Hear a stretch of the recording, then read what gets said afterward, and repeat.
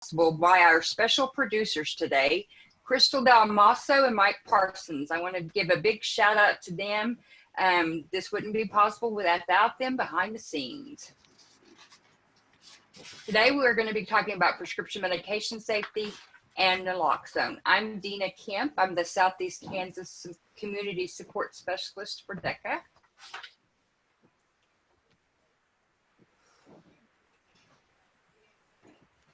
So what used to be the leading cause of injury or death? Who can open their mic and tell me what used to be the leading cause of injury or death? Or put it in the chat box. Any ideas? Any takers? Car wrecks. Who said that? Joy. Joy, car wrecks, motor vehicle crashes. She kind of knew that answer already, but thank you for sharing, Joy. So the importance of overdose prevention. Drug overdose is now the leading cause of injury and death in the United States. So it has surpassed car crashes. The opioid analgesics, such as prescription painkillers, amount for about 80% of those deaths.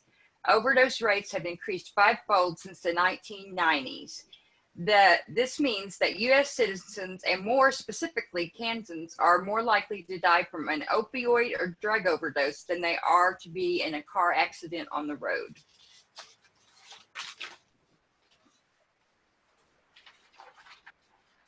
The epidemic. This is some data. We're going to have a few data slides here. The first wave began with increased prescribing of opioids in the 1990s, with overdose deaths involving prescription opioids, natural and semi-synthetic opioids, and methadone, increasing since at least 1999. In the late 1990s, pharmaceutical companies reassured the medical community that patients would not become addicted to opioid pain relievers, and healthcare providers began to prescribe them at a greater rate. In the 1990s, the medical community began treating pain as the fifth vital sign. We did not want people to deal with pain, and we also was a study at the time that said there was a low risk for addiction. That study was later disproven, and I just want to add it was one single study that demonstrated those results. The second wave began in 2010 with rapid increases in overdose deaths involving heroin. And the third wave began in 2013 with significant increases in overdose deaths involving synthetic opioids, particularly those involving illicitly manufactured fentanyl. The IMF market continues to change and can be found in combination with heroin, counterfeit pills, and cocaine. So who can tell me why you think heroin deaths have increased as the prescription opioid levels across the United States have begun to level out? Doctors aren't writing as many prescriptions for the opiates at this point, and so now people are switching from the prescription meds to heroin. That's exactly correct, Kimberly. Thank you for sharing that. And that is exactly what we're seeing happening across the United States. And Michaela says availability and price, yes. And Tricia says less prescriptions to opioids. Those are all correct. The price has gone down, and there's limited amount to the prescription opioids. Noah says people are already addicted to opioids, and now scripts are lower, so folks are switching to heroin. It's easier to find heroin than it is to find subs. Subs as in stuff you used in rehab. So those are all correct answers. Thank you. And we'll go on to the next slide.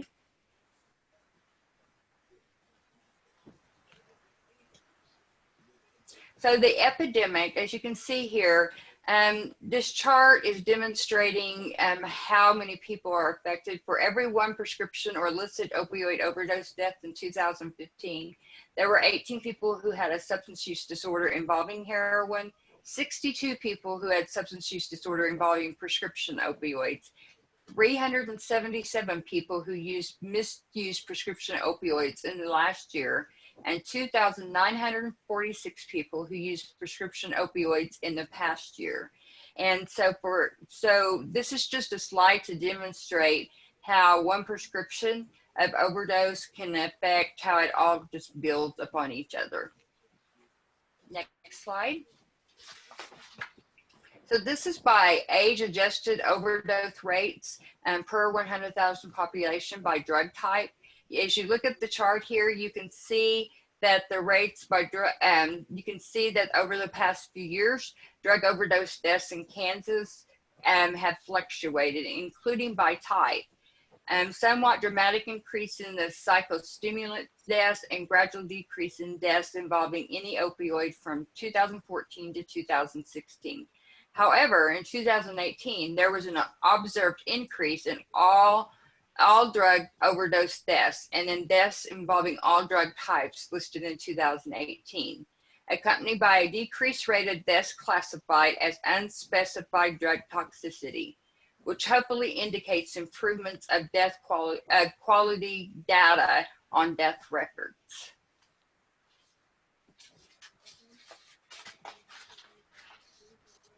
So provisional data on drug overdose deaths counts show that Kansas rate is going up while national rate is decreasing.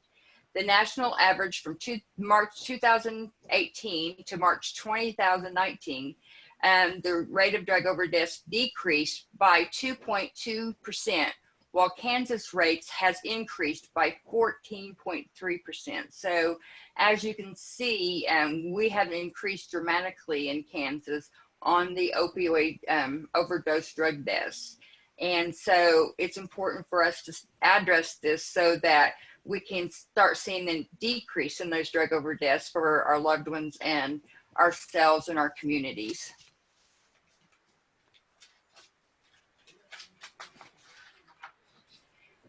Next, we're going to talk about what patients can do to help take care of their own health care.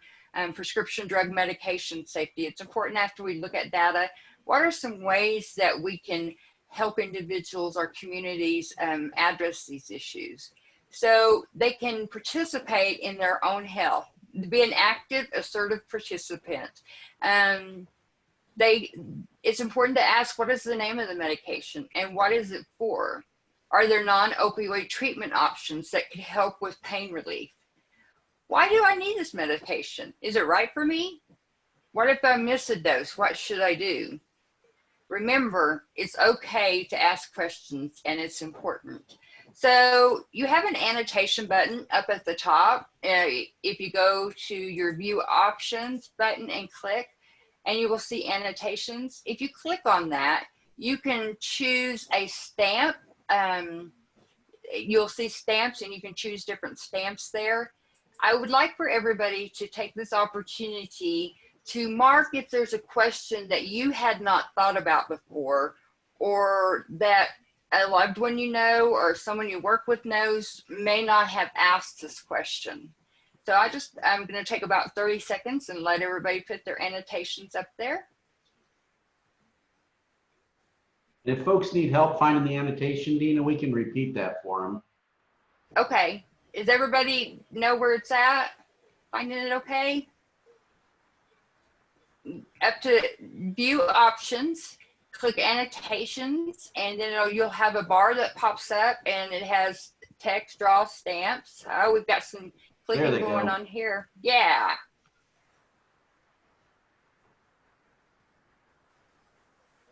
So as we can see, just in our group of individuals that we have here, we have several questions on here that as a group we haven't even thought of. So these are important questions that we take back to our communities. And I really like the question, are there non-opioid treatment options that can help with pain relief? That is one that I had never asked before myself. So as I was going through this training, and I can see a lot of people have said, what if I miss a dose? What should I do? It's important to remember that some people will think, oh, I missed the dose, I better double up on it. And no, if you missed a dose, it's really important because of the medication that you're on to find out from your pharmacist or your doctor. Another target population to really assist in this process, of course, is our making sure parents are asking the right questions, but also our older adult populations, because as we get older, our body doesn't age as well. So I'm going to ask you a question down at the bottom of your screen where it says participants. If you will click on that, and well, I don't see it down there. We may not have that option. So just share in the chat box. Share in the chat box if this is a true or false statement. It is important to remember in aging adults, they may lose their vision and ability to feel with their fingers.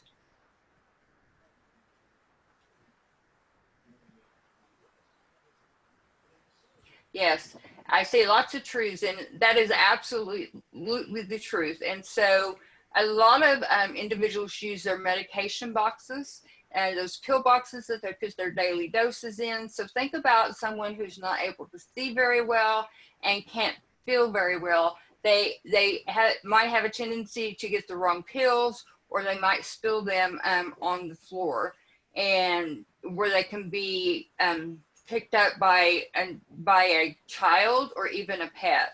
So these are all things to keep in mind, to share with your communities as you're thinking about this. And our bodies don't work as well as we get older either, so it doesn't metabolize the medications like it used to. So it's important that we be aware of those as well as we work with our older adult population. Part of this presentation and that we're doing today is on behalf of the Kansas Poison Control Center. DECA and the Kansas Poison Control Center partnered in older adult medication safety trainings, and we still have those available if anyone is interested in there. And you can call the Poison Control Center 24 hours a day, 7 days a week. And the Poison Control Center is manned by volunteer pharmacists, nurses, physicians, and you can ask questions about your medication. If your doctor sends you home on 2 medications that you're not sure about taking together, you can call the Kansas Control Center, Poison Control Center, and you can ask lots of questions there. So we really want to share that information so everyone has those resources available. Next slide, please. And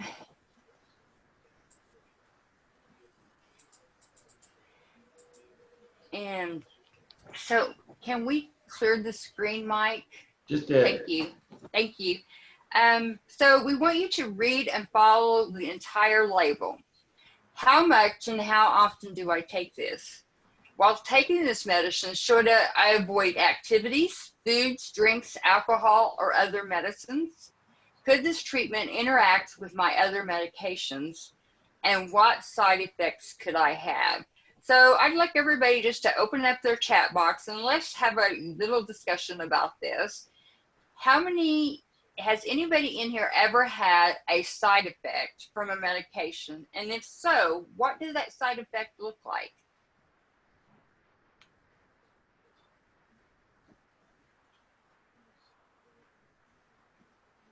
Trisha says allergic reactions and hives. Michaela said yes, full body photosensitivity. Sleepy, headache, Crystal. Heather says made her dizzy and nauseous. Dizziness and disassociation, Noah. Joy had hives and she quit breathing. That is not a good combination for sure. And sleepy. Those are all side effects that we can have.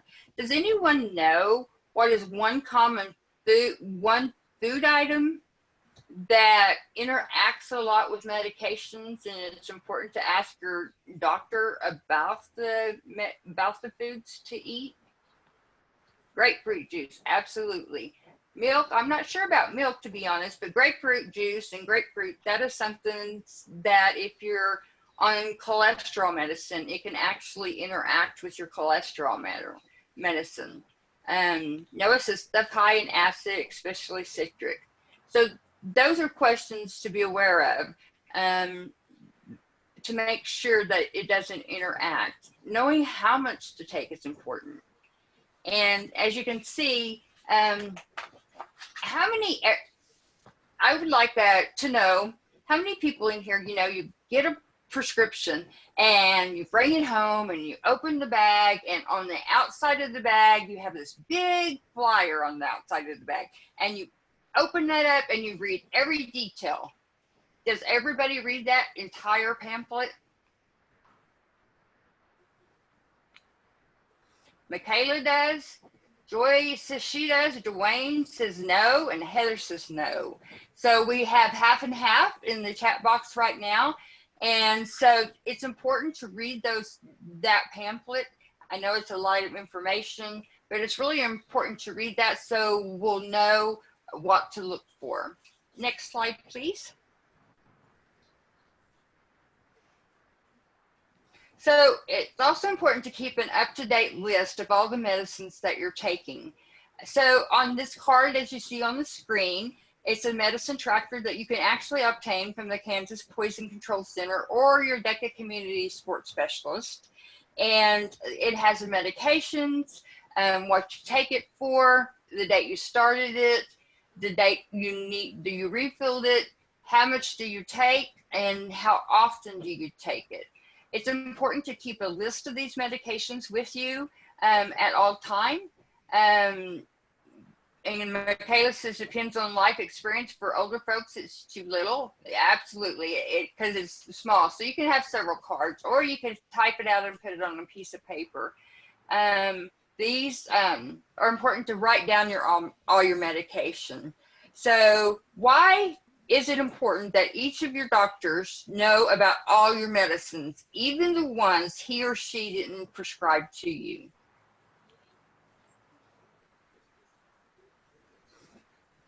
Michaela says older folks can't read the print on it. Drug interactivity and side effects.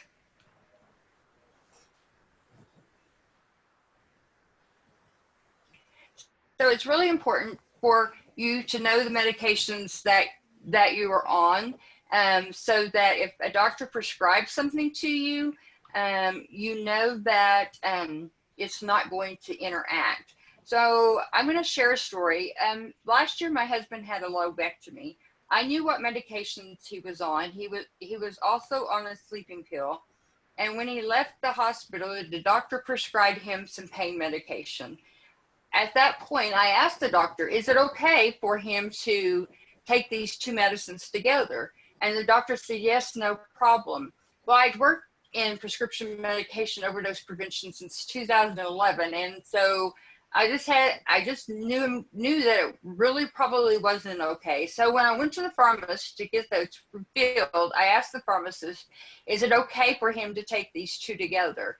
And she said, absolutely not. She said they need to be taken 4 hours apart, so they don't interact with each other. Had I not known to ask that question, or had I not asked that question, we could have had a very different scenario. So it's really important that we do that. So I'm going to share, if Mike, will you launch the poll question for number 2? So everyone can read that, and then I would like to have some chat or some mics. I haven't seen any mics really come unmuted a whole lot yet. I would love to hear your voices and have a discussion about this.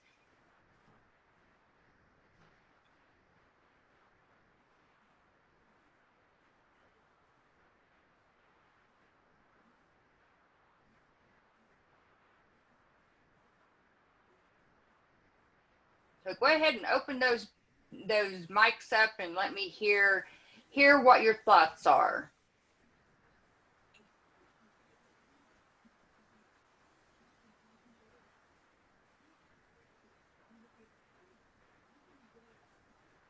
Okay, we're going to do we have first action is read the label, Heather says. Dwayne says do one of the 3 or 4. So in this question, Dwayne, you're right. There is no wrong answer on this question, but the easiest approach to start with would be to read the drug facts label on the aspirin bottle. And Mike, will you take it to the next screen for us?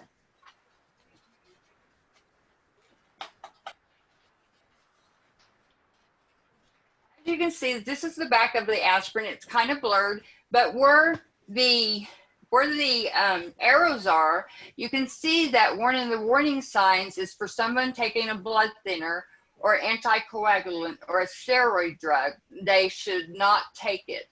And warfarin is a blood thinner. So ask your doctor before you take it because of the symptoms on the aspirin bottle. So even over-the-counter medications, vitamins, minerals that we take, it's important for us to find out and make sure that they don't interact. Okay, next step. Never take prescription medication that is not prescribed to you. Never share your prescription medications with anyone.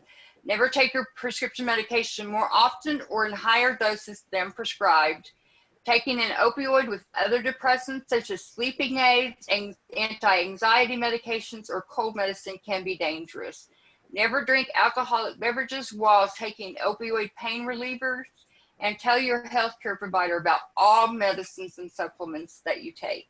And that's why it's important to have a list so you can take it to every doctor's visit that you have. And it's really important for all your doctors to know what is going on.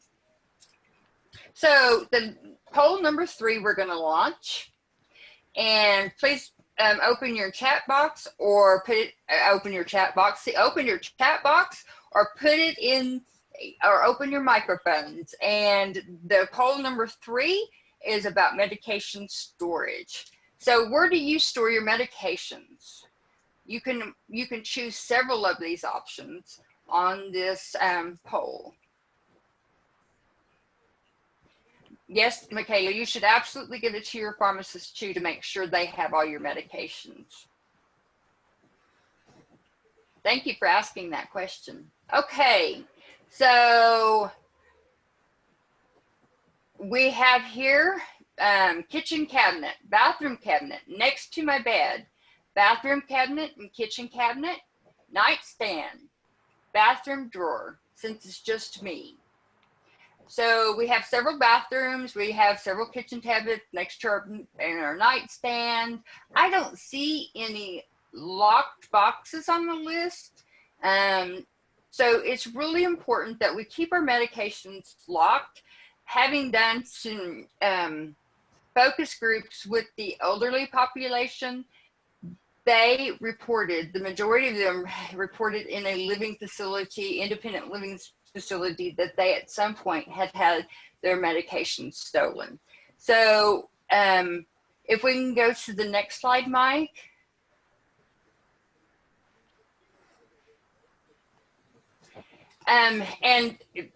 Michaela says she doesn't have any opioids. Really, it's important to keep all your medications locked up, whether opioids or not. Early on, I went to a living estate sale. And as this a living estate sale, there were tons of people in there, and they were like, just make us an offer on anything. Well, I noticed on the kitchen cabinet was a huge basket of prescription medications.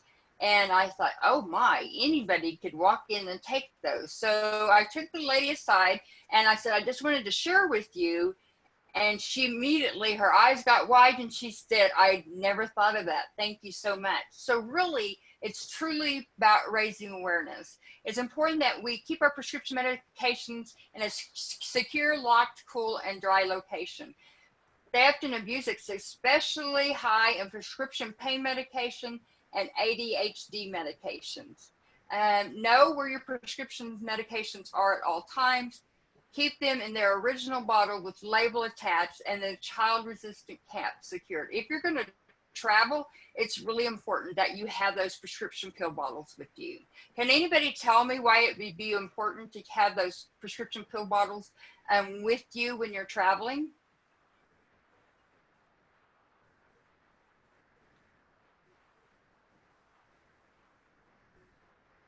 Johnny Lane, can you tell me why it'd be important to have those prescription pill bottles with you while you're traveling?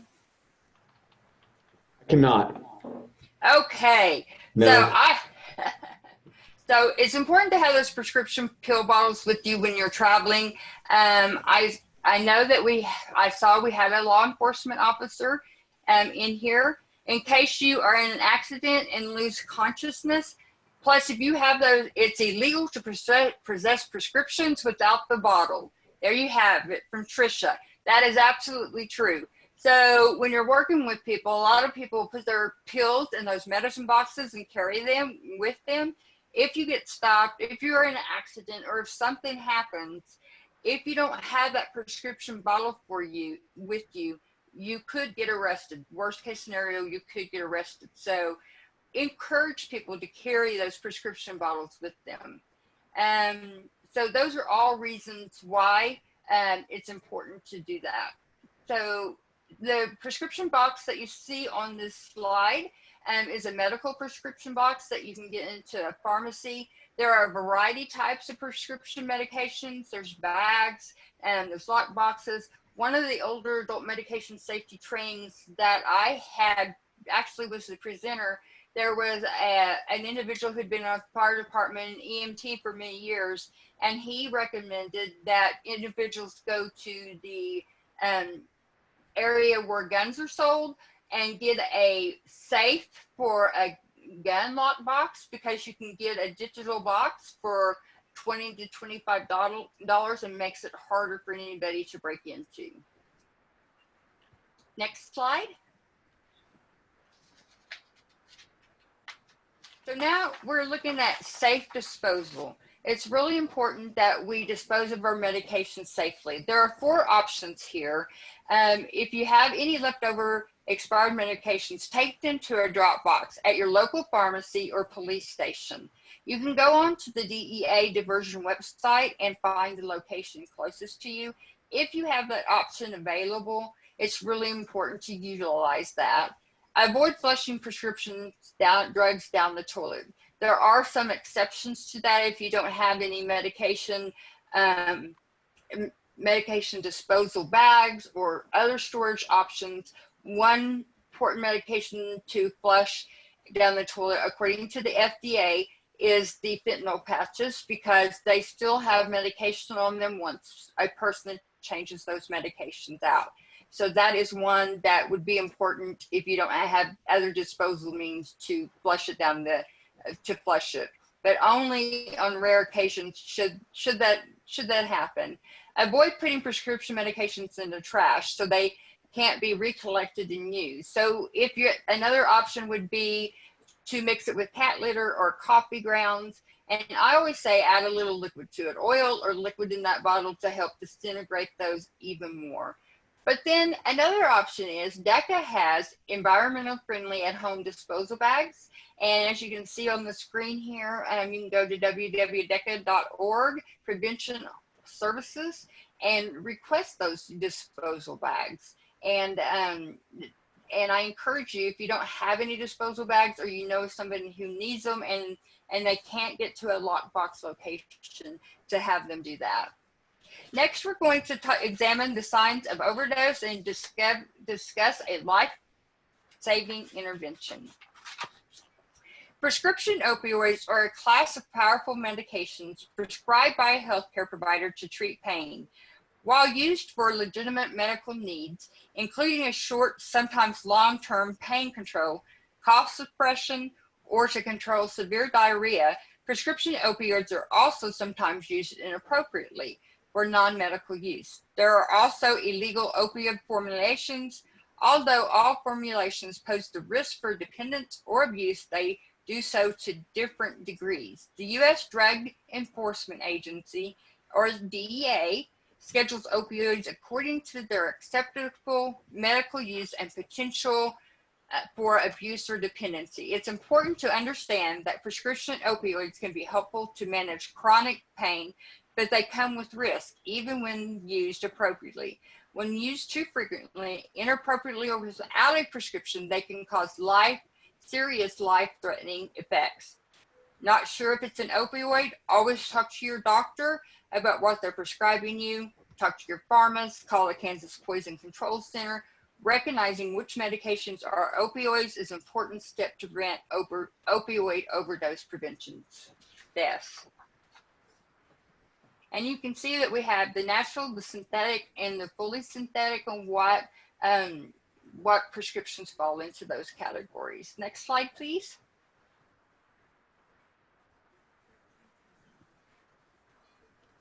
How do opioids affect our breathing?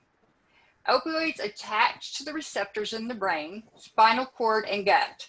This produces a range of effects that include the release of chemical messengers to the brain, resulting in pain relief.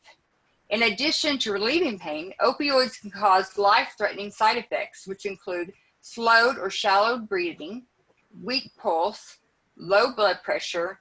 These effects can start as quickly as 5 to 10 minutes after taking an opioid, depending on whether opioids are taken by mouth, or by a skin patch, or by injection. The peak can be 30 minutes to an hour. An opioid overdose emergency occurs when there are so many opioid molecules in the brain that they overwhelm the brain's receptors and block the body's drive to breathe. And so as you can see in this demonstration here, we have the opioid receptors that are in the brain, and the opioid lands on those receptors. Next slide. How to prevent opioid overdose deaths. We need to recognize who's at risk for overdose, and we need to recognize overdose and how to administer naloxone. For today, we will not be going into the administration of naloxone. However, we will have a training coming up that will be for naloxone and how to administer naloxone. So I just wanted to share that with you so you can be looking for that as well.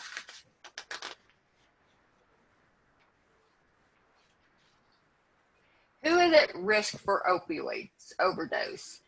So on this slide here, you can see that there's a risk of fatal overdose in children under 10 is more than double 2 times when an opioid is in their home. Using that annotation button again, I would like for you to put your stamp, whatever stamp you choose, under the true or the false, whichever one you think it is. Is it 2 times more likely for a child under 10 if there's an opioid in their home?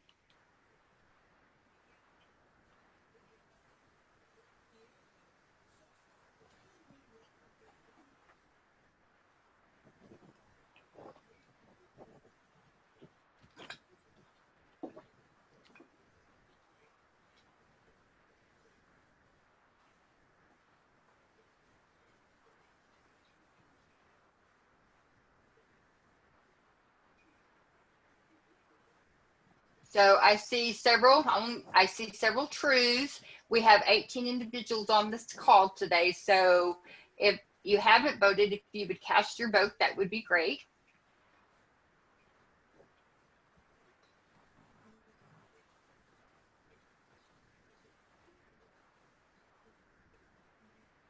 Thank you. So everyone that's voted is marking true, and it is true. So when I started in this field in 2011, I had the privilege of attending a meeting and sharing at a state level. It wasn't in Kansas, it was in another state.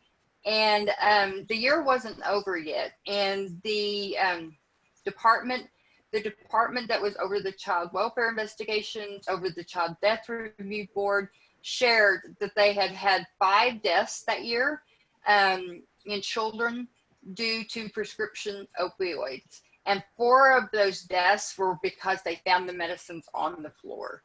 So it does increase it and double it. And that's why, especially if there's children in the home, utilizing those lock boxes is so important. So people using painkillers are at high risk.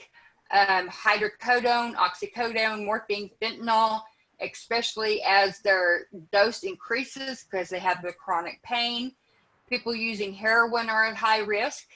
People with opioid use disorder or substance use disorder or who are coming off an abstinent period, such as jail, detox, and treatment, they are high risk for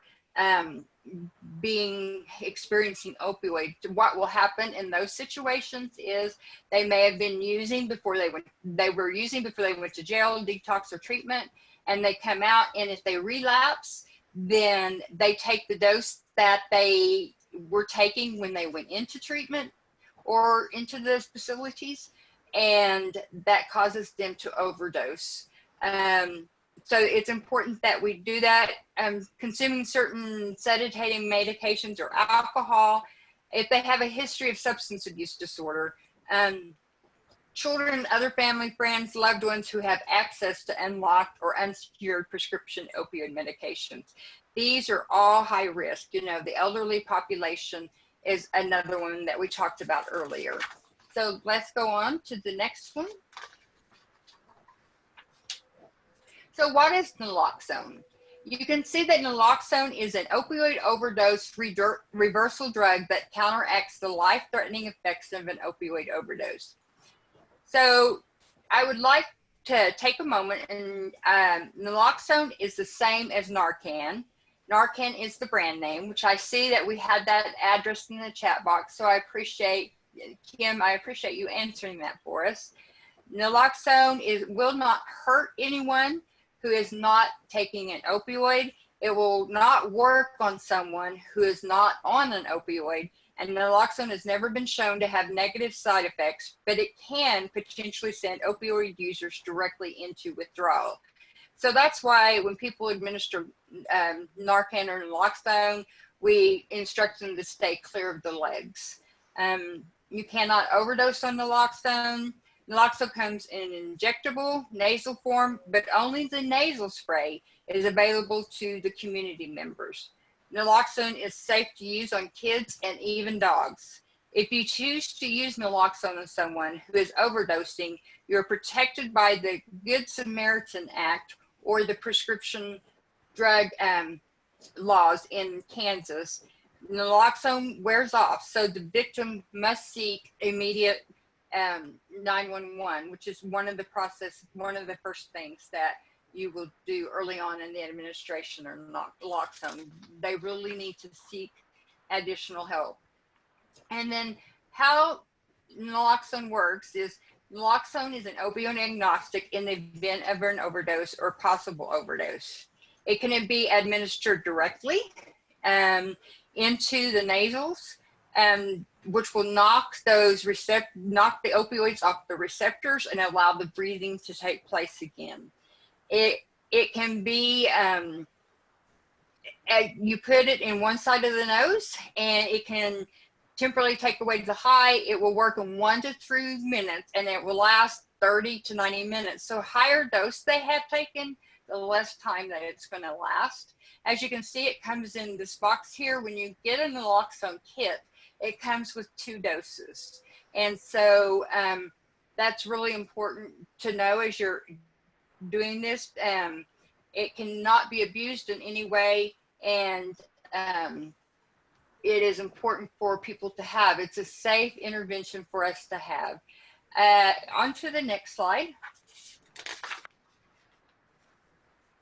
So how does naloxone affect the breathing? It restores the breathing. It knocks those receptors off.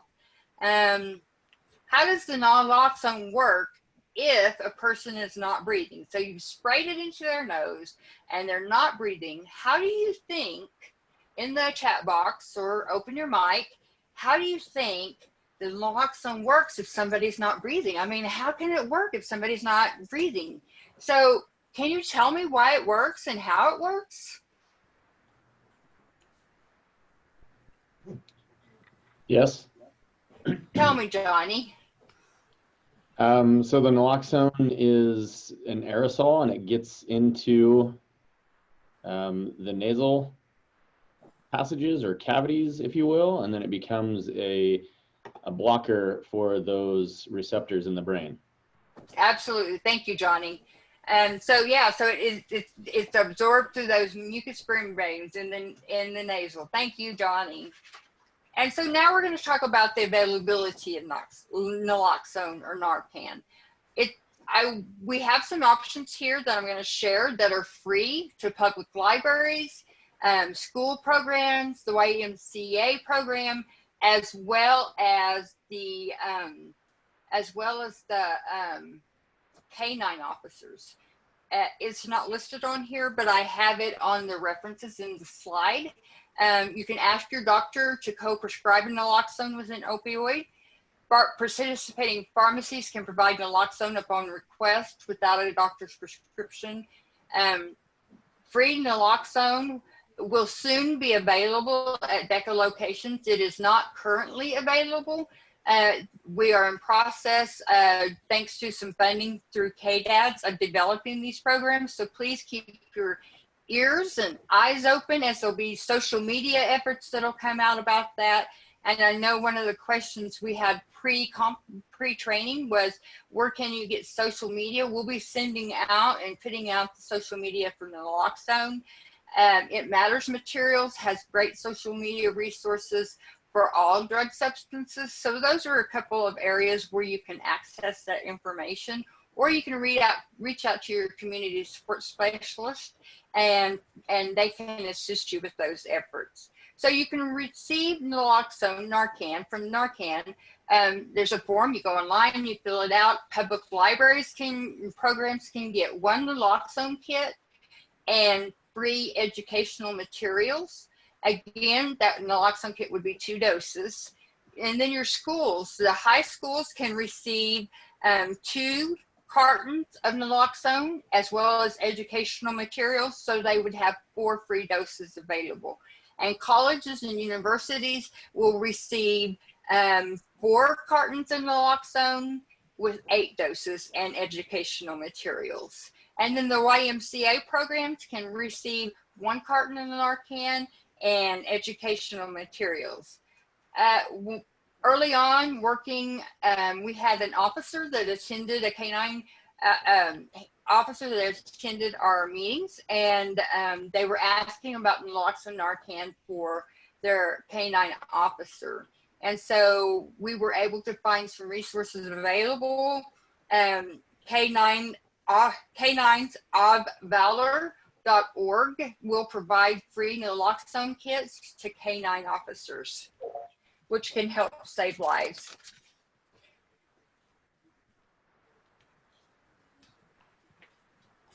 Crystal, Dena? Yeah.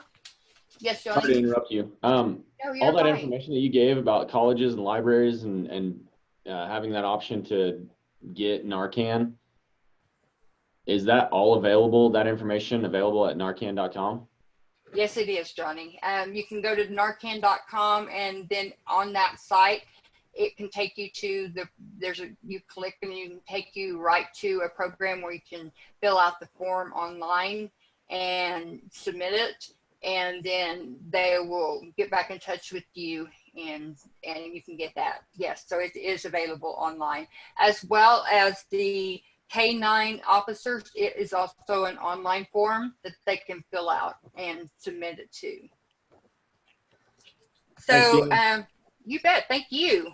So stay tuned for the information and the training. It'll be coming up. We also right now are doing a statewide survey, which Crystal will put in the chat box for us, for the naloxone availability. We really want to hear from you. If you haven't had the opportunity to fill out that survey, to let us know if you know if naloxone or NARCAN is available in your community and area. We need your feedback. So I'm going to thank you in advance for helping us with that. Next, we're going to talk about stigma, because part of helping people is breaking that stigma that goes along with it. So the definition of stigma is a mark of disgrace or infamy, a stain or reproach as one's reputation. How might stigma create biases or barriers in someone seeking naloxone, NARCAN, or even seeking treatment options?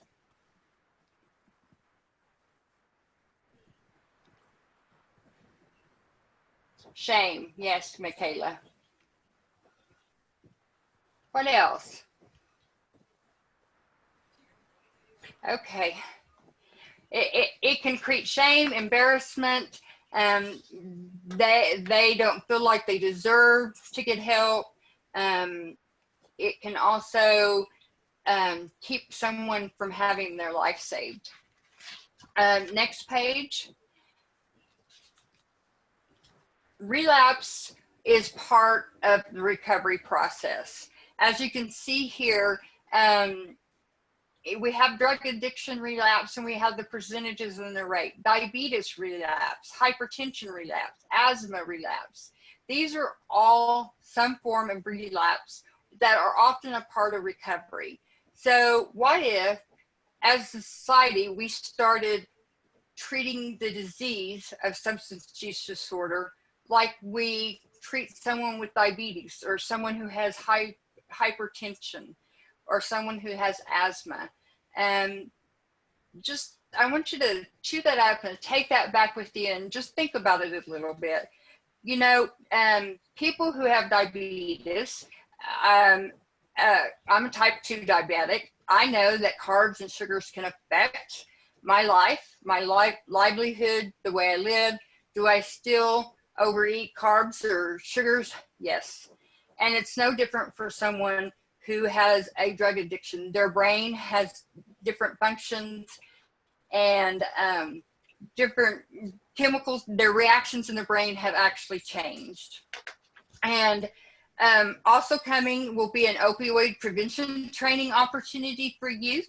It will be modeled after the Operation Prevention. And Crystal Dalmaso, your community support specialist, or WSU, will be sharing that information in the future. So please keep your eyes and ears open for that as well. And then we're going to go ahead and go. And also I want to mention the Kansas Prescription Drug and Opioid State Plan and data. If you have not had the opportunity or have not checked out that site, please do so. It has a wealth of information, a wealth of resources that you can share with your communities. And we're gonna go on to the next one, because I really would like to have time to just sum up with this last video.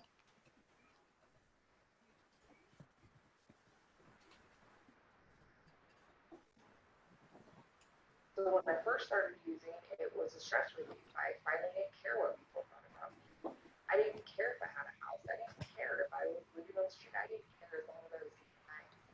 And then that turned into, I've lost everything. I didn't think it would actually happen.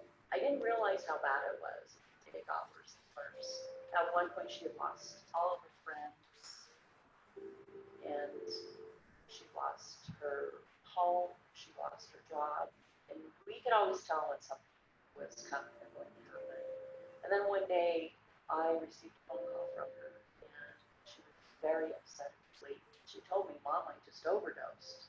I was really ashamed and worried about how the world had seen me and what they were going to think of me from here on out, the trust that I had lost, and if I would ever be able to rebuild that. I really never thought addiction would ever be an issue for me or anybody that I love. I remember even looking at friends that were using, and I would think, why would you ever do that? It's disgusting. Why would you hang out with those people? I would never be like that. My daughter's here today because she was administered naloxone. Somebody cared enough to save her life so that later she could make that decision. I mean, you're giving somebody a chance to make the choice. You're giving them one more chance to make the choice to get clean. One more chance to go use, and maybe they run into something or run into somebody that makes them change their mind. Like me, NARCAN didn't change my mind about using, but it did give me the chance to realize that I had a son on the way. I'm healthy now, happy. That's awesome.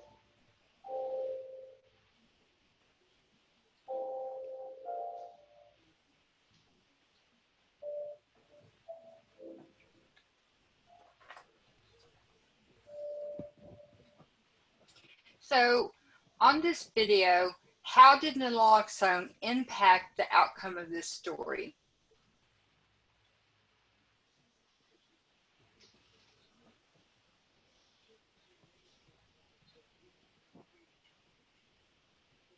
It saved her life. And without naloxone, she gave her another chance. Absolutely, Tricia. It gave her another chance. It provided a happy ending and hope for others. Absolutely, Dwayne. And so it's really important to remember that naloxone saved her life and she was able to seek treatment and find recovery. Without naloxone, she would not be alive today. Even if an individual overdoses multiple times, saving a life is always important. They deserve the chance to find their path to recovery. Relapse is sometimes part of the recovery process. As mentioned previously, a person's tolerance will be much lower after being in treatment program and risk for overdose is greater. If relapse occurs and results in overdose, that person deserves a chance to return to the path of recovery. All lives deserve a chance to find recovery.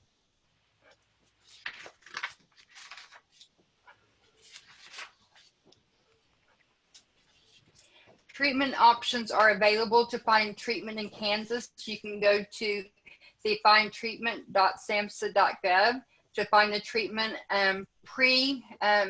pre-training.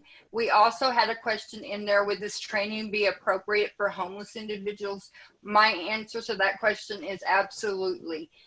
The more we can get the awareness out there, the more we can raise education and the knowledge across Kansas, the more lives can be saved and the more individuals can seek recovery.